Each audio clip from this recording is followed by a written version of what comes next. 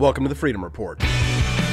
What I love about Austin Petersen is his love of the battle. He wants to fight. Austin was, of course, the rabble-rouser, just to make sure I stayed Rothbardian. We live in a world fraught with danger, and there is a certain amount of danger that the public must endure in order to secure the blessings of liberty. For economic freedom and personal liberty.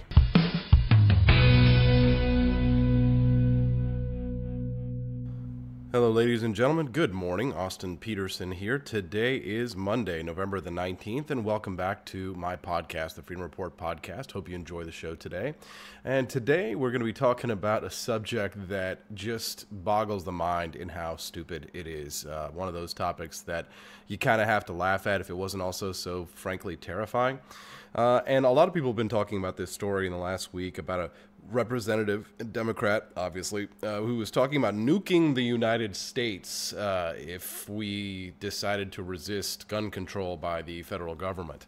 And I've got this article from Reason Magazine. I'm going to talk about this and read this story to you, and we'll discuss it.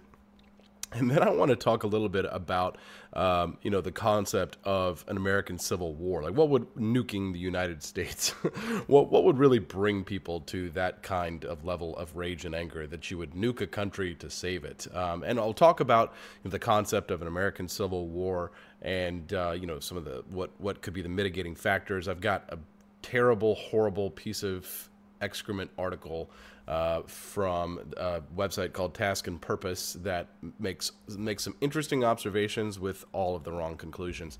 And so strap in if you're in your commute Monday morning. I hope you enjoy this. Representative Eric Swalwell thinks gun confiscation will work out fine because the government has nukes. While Swalwell insists it was sarcasm, it's bad form to reply to a citizen aggrieved at openly threatening constitutional rights connected with self and civil defense with implied threat of mass murder. What does it take to get a U.S. House member to sarcastically, he insists, very publicly threaten to nuke American citizens who want to defend their constitutional rights under the Second Amendment? Nothing more than pushing back on Twitter against that Congressman Eric Swalwell. His proposal from earlier this year to fully ban and buy back every one of what he wants to designate as assault weapons, with the added bonus of criminally prosecuting anyone who chooses to defy it. Apparently feeling a bit threatened by this proposal to go after him and millions of other Americans for possessing an individually owned tool of self-defense and recreation, this was tweeted by Joe Biggs.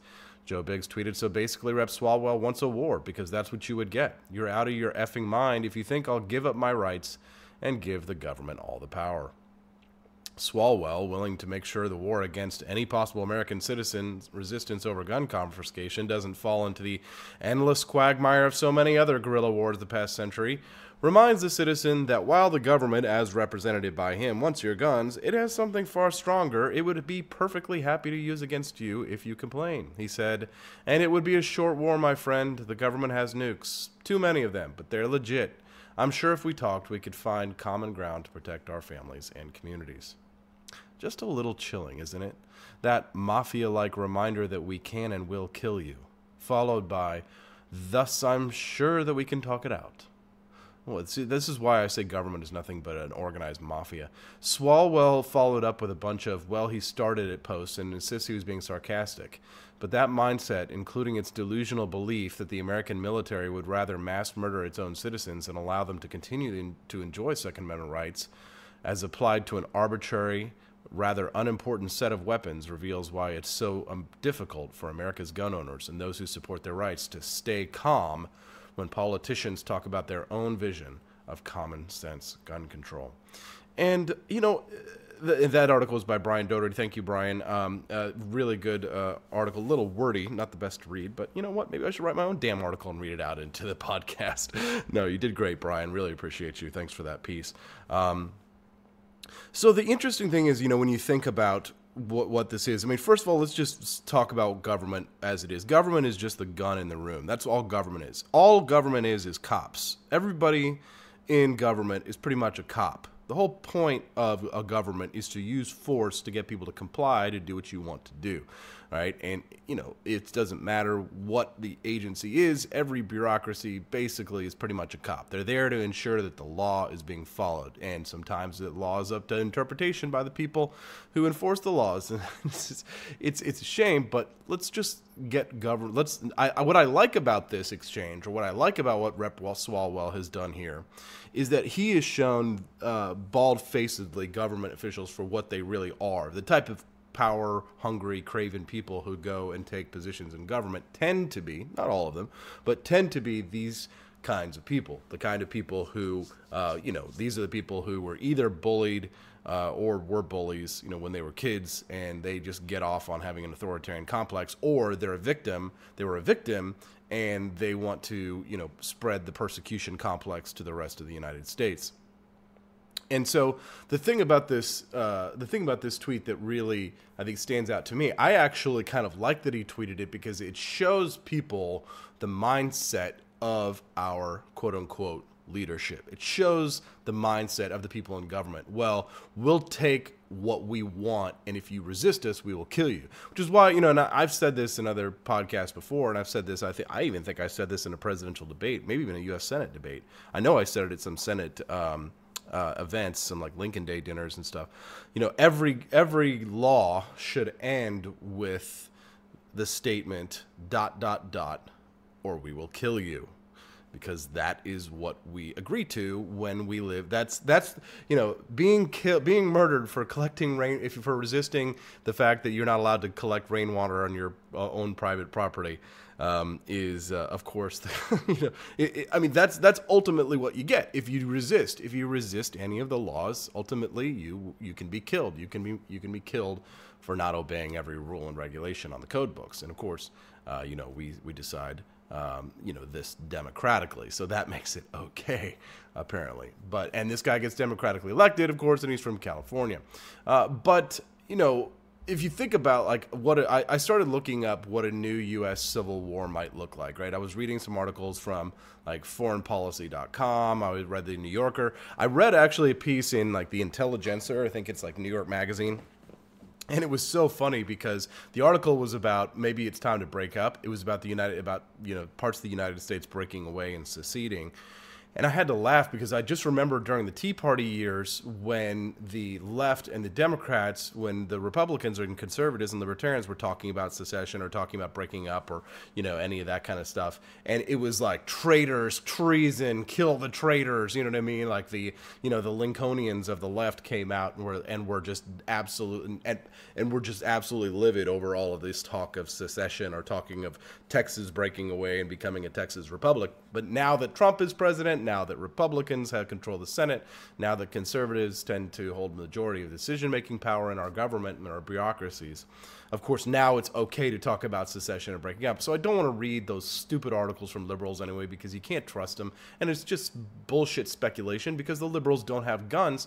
So how are they ever going to enforce any kind of a secession movement? The only violent leftists that you get are communists. And we tend to kill those kinds of people, before they make it out of, South America. Che Guevara. And while we're talking about Che Guevara, FYI, little plug.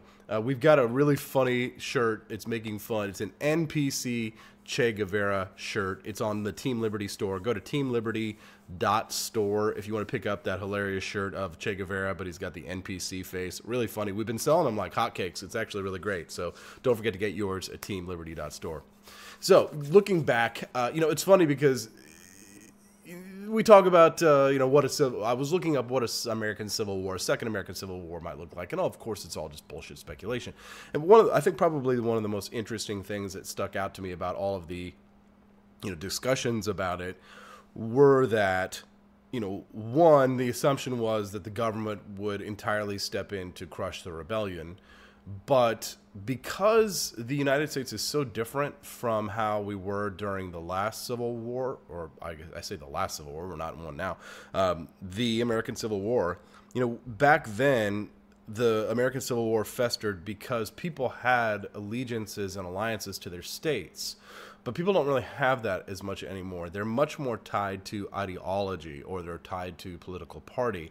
Much less so do people have like the kind of nationalistic pride towards their own individual states that would cause, you know, it's not a regional. I mean, there are some regional factors to the dissension in politics, in the body politic of the United States, but we're much less tied to our individual states. We see ourselves more as a, you know, one singular nation, and people are much less nationalistic about their states than they used to be, which is what, you know, led to the cause of the outbreak of the American Civil War. All of that, and slavery and tariffs and lots of other things. You know, all of the skirmishes that we saw right here between Kansas and Missouri, the border ruffians and the Jayhawkers and the border wars.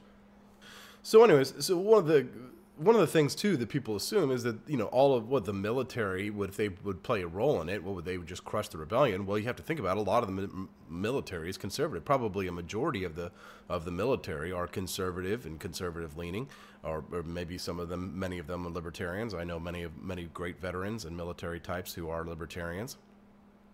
They don't tend to be the ones in the higher echelons, that's for sure.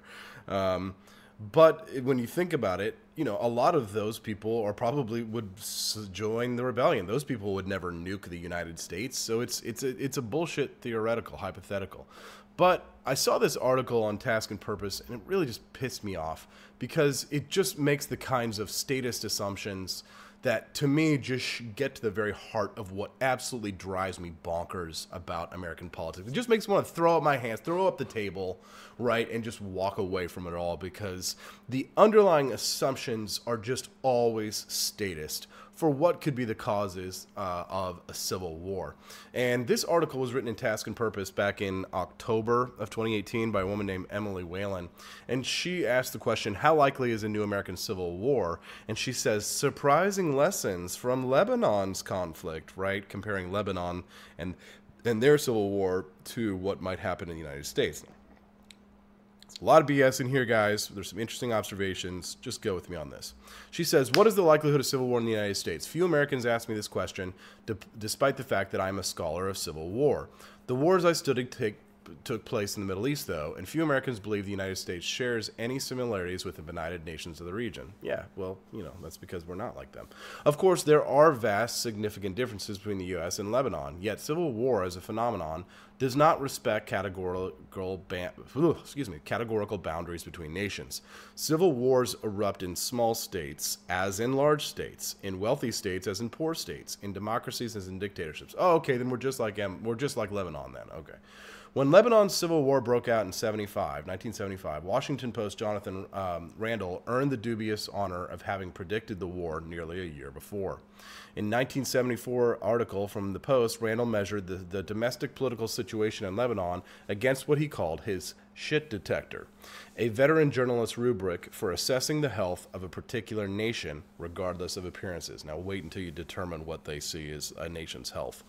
His article was counterintuitive because Lebanon in 74, despite its geography, still enjoyed a reputation as, quote, the Switzerland of the Middle East, a glittering, bustling gateway between East and West, a banker's republic, awash in oil money. Movie stars and socialites hobnobbed with sheiks and intellectuals in Beirut's sumptuous hotels. The country's booming economy and official neutrality in the Israeli-Palestinian dispute made it a safe bet for investors looking to gain a foothold in the region. Jet-setters and financiers rejoiced in Lebanon's freewheeling open market. Ooh, now there you go. Here's your first clue when somebody says that they had when they had an open market. Randall saw something sinister in it. No shit. A Washington Post reporter saw something sinister in an open market? Well, here we go. 7 months before clashes between Palestinian armed groups and right-wing Lebanese militias escalated into full-scale warfare, he observed 4 phenomena, markers of the deep rot at the heart of the Lebanese system. Now, get this, guys. I know you probably, I didn't know a whole lot about the civil war in Lebanon until I started doing research for this podcast tonight. And let me just tell you, none of the reasons that she's going to list here are why the Civil War happened. But here's the 4 reasons why this liberal decided that there was a civil war in Lebanon. Number 1, mail service was fast-riving Italy's in unreliability. Can you imagine man, if the mail service in the United States wasn't happening, boy, I'm sure that we would tear it down, because we're like Lebanon in certain ways. That's bullshit. Absolute and total and utter horse excrement. Sorry, I got to try and keep the cussing to a minimum. Quote, listen to this. The real estate frenzy in Beirut, fueled by oil money flowing in from the Gulf, meant that, quote, almost every green space in Beirut fell victim to development. Did you hear this? Let me read this again. There was a real estate frenzy fueled by oil money, and almost every green space in Beirut fell victim to development. Ooh, now this is what she thinks marks a rot at the heart of the system. That we had people buying real estate and people were developing. So you actually, that's what she's marking as a rot at the heart of the system. Now, here's one interesting little statistic, and maybe there's a point here. She says reported murders jumped from 27 to 317 in 4 years. But the thing with that is that she is, and then she makes her next point, a high proportion of individual gun ownership and a general tendency to ignore government gun control regulations. Now, isn't that interesting how she writes that? Oh, their murders jumped from 27 to 317, and then the next point, a high proportion of individual gun ownership. As if people are more likely to fight because they're allowed to own guns. They're more likely to fight if they have guns. I'm not sure that that correlation is causation, but of course, one of the interesting things that she doesn't mention here at all is religion, because what were the causes of the civil war in Lebanon? It was fucking religion. And I'll go into this in a little bit more detail later, but you can trace the beginning of the war back to this event. It was known as Black Saturday in 1975, when the PLO ambushed Christian members of a militia called Kataib, killing them, and this inflamed a situation that was growing inside the country for years. So if the murders jumped from 27 to 317, it probably had nothing to do with the fact that people had more guns. In fact, people were probably buying more guns because they could tell that there was a civil war coming because of all the religious strife that was happening in the region, because that's the Middle East, which makes it in many ways very different from the United States. And of course, she sees a rot in the country of being individual gun ownership. Well, if you have PLO squads, violent death squads, then yeah, you're probably going to arm up. Now she goes and quotes Randall and talks about this. She says that that there was also a lack of free and decent schooling, because not only does it have to be free, but it has to be decent. No public transportation or centralized garbage collection in Beirut. Well, holy shit, I can't tell you. We've got a streetcar here in downtown Kansas City, and if we didn't have that streetcar, I might riot. Increasingly low taxes. Oh, for members of Lebanon's highest income bracket, estimated in the article around 11% of income, and of course, no social security system. Well, we have one, babe. We should be fine. Measuring the United States against the shit detector won't, of course, determine whether or not civil war break out in this country. Thank you. You could have just not written this article. Yet decaying internal systems are an important indicator for civil conflict. Yes, decaying internal systems. Now, Randall's detector suggests there's room for both optimism and concern in the United States. And just taking some of the things that she says in here that are supposed to be for a method for an item for concern, or something that I actually think are optimistic. But here we go. Let's listen to this little list here. It says the U.S. Postal Service, despite declining mail volumes and burgeoning costs, remains comparatively reliable. While USPS faces many challenges in the realm of efficiency, one can still post a letter with near certainty that it will be delivered. And guys, let's not even go into the fact of how much money that the U.S. Post Office is losing right now. Maybe we should have a civil war just to get rid of the U.S. Post Office. No, just kidding. I would never nuke the United States because the post office sucks. Here we go, another list item. A very tight supply of affordable housing is pushing housing prices in the United States up. Of course, it depends on where you buy. In response, real estate developers are rushing to build more luxury housing. Instead of freeing up affordable housing for lower-income families, many cities are seeing a rise in un- or partially occupied housing as the wealthy purchase second and third homes. Well, damn it, Bernie Sanders, you got to stop buying up all the homes, man. You're going to get us. The effect of these growing trends is a growing rent burden for middle and low-income families. The homicide rate in the United States is at its lowest point in history. Yay! Despite concerns over an uptick in murders between 2014 and 2016, the rate seems to have leveled off in 2017, a point well below historical rates. Reliable studies of gun ownership in the United States indicate the country has one of the highest proportions of gun ownership in the world, with some indications that the number of guns in the country outstrips the number of citizens. Whoo, boy. U.S. gun owners are more likely to own several guns, damn straight, and have access to relatively simple workarounds for nominal gun control regulations over the use of automatic weapons. I'm sorry, excuse me? Let me read this again. U.S. gun owners are more likely to own several guns, yep, and have access to relatively simple workarounds for nominal gun control regulations over the use of automatic weapons. It is not a simple workaround to get automatic weapons in the United States. This fake news. The United States enjoys a far better and more comprehensively accessible public school system than many other countries, yet worrying trends are evident, persistent underfunding, bullshit, and declining pay prompted several teachers' strikes earlier this year.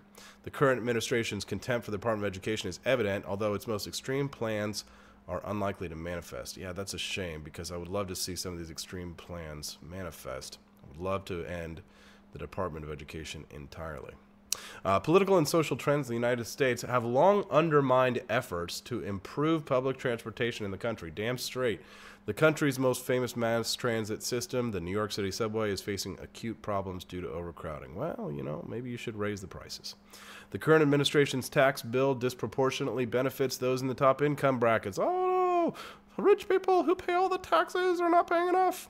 Lowering their personal income tax rates from 39% to 37%. Oh, Lord. Given recent revelations about the widespread use of offshore tax havens among the American elite, Bill and Hillary Clinton, seems likely that real tax rates for the wealthy are much lower. Well, that's a sign for optimism for me. Partly due to the new tax bill, Social Security is facing a dire funding shortage. Old age benefits are likely to run out by 2034, although reduced benefits will remain available until 2093. Oh Lord, 2093. When? Let's see. It's 2018 now. How old will I be? Let's see. It's 34 years. Man, old age benefits will run out right when I'm supposed to be collecting them, but reduced benefits will be available until 2093. Amazing. Yeah, that's a problem. We should probably get rid of that whole system. But anyways, you know, what an interesting thing, because of course, you know, not a single discussion there about the religious factors of the conflict in Lebanon. And, you know, some of these things that she quoted is that would necessarily be considered negatives, I think, are positives. Some of the positives that she quotes, I think, are negatives.